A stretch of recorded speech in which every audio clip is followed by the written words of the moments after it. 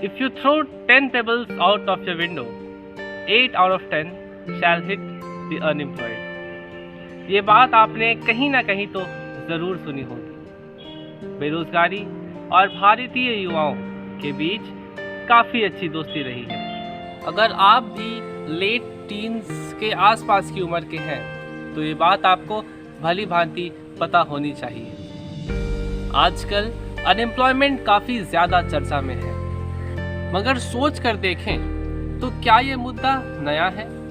आज़ादी के वर्षों से ही भारत की युवा पीढ़ियाँ बेरोजगारी के खिलाफ लड़ती आ रही हैं। Unemployment has been a concern for ages since ages. और इतना ही नहीं, बेरोजगारी हमेशा से ऑपोजिशन के लिए सबसे बड़ा मुद्दा और रूलिंग पार्टी के लिए सबसे बड़ी चिंता रही है।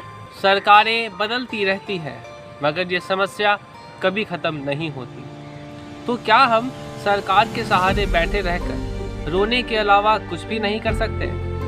पॉपुलेशन को इसका सबसे बड़ा कारण बताते हुए अनएम्प्लॉयमेंट के इशू को बार बार टाल दिया जाता है, मगर यहाँ ये बात उठकर आती है कि अगर पॉपुलेशन ज़्यादा है तो लोगों की ज़रूरतें ज़्यादा होंगी और ज़रूरतों को पूरा करने के लिए ज़्यादा रोज़गार भी तो आएंगे। अगर इस तरह से देखें तो आबादी बेरोज़गारी का सबसे बड़ा कारण नहीं है। बात दरअसल ये है कि हमारे स्कूल्स, हमारे कॉलेजेस हमें बचपन से ही जॉब ओरिएंटेड एजुकेशन देते हैं और इस लर्निंग में भी हम में से जाने कितने ही लोग सीरियसली एफर्ट्स देते हैं। तो क्या गवर्नमेंट या सर्कमस्टांसेस को ब्लेम करना सही है? इंडिया ने कई सेल्फ मेड मिलियनर्स दिए हैं, मगर आज भी एंटरप्रेन्योरशिप का ख्याल सिर्फ कुछ लोगों के दिमाग में ही आता है। फ्रीलांसिंग, जिसमें दुनिया भर के लोग एक फुल टाइम करियर बना रहे हैं, उसके बारे में हम में से बहुतों को शायद पता तक ना हो। 21st सेंचुरी की ऑलमोस्ट सारी जॉब्स स्किल ओरिएंटेड हो चुकी, मगर हमारे सिस्टम में स्किल डेवलपमेंट पर कभी ध्यान ही नहीं दिया जाता।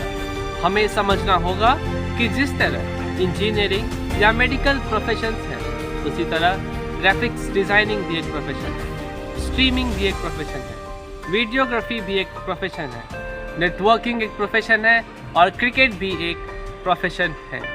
A person can definitely make a good career in the defense, but a person can make a better career in music or in stand-up comedy as well.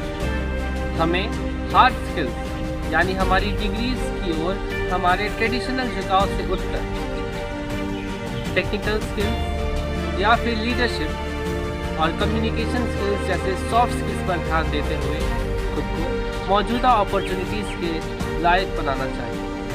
और ना सिर्फ हमें खुद बनना चाहिए, बल्कि जॉब प्रोवाइडर्स बनकर अपनी सोसाइटी के लिए नई अपॉर्चुनिटीज़ प्रोड्यूस करनी चाहिए। आने वाले समय में जब आर्टिफिशियल इंटेलिजेंस से मोस्ट ऑफ द जॉब्स को खतरा होगा, तो हमारी सॉफ्ट स्किल्स भी हमें नए सोर्सेज ऑफ इनकम प्रोवाइड करेंगी। फ्रीलांसिंग आने वाले समय में नए जॉब सीकर्स के लिए बेस्ट करियर ऑप्शन है। हमेशा गवर्नमेंट को ब्लेम करना सही नहीं है।